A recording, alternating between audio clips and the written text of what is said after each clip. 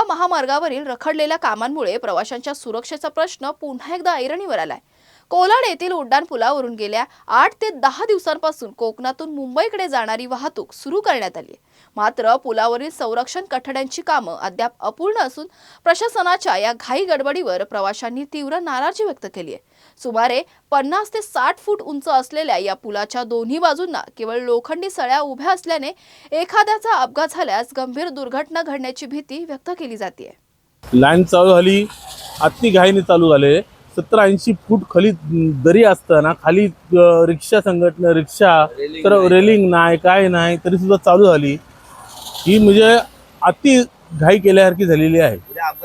उद्या अपघात झाला तर शासन जबाबदार होणार आहे का?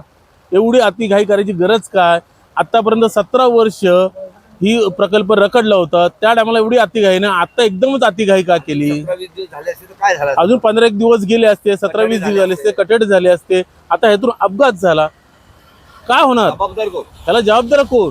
कोलाड उड्डाण पुलावरील अपूर्ण सुरक्षा व्यवस्थेमुळे नागरिकांमध्ये भीतीचं वातावरण निर्माण झालंय। संभाव्य अपघात टाळण्यासाठी प्रशासनाने तातडीने संरक्षण कठड्यांची कामं पूर्ण करून सुरक्षतेची खात्री करावी अशी मागणी प्रवाशांकडून केली जात आहे। अशाच महत्त्वाच्या बातम्या बघण्यासाठी पाहत रहा आवाज इंडिया मराठी शोध सत्याचा।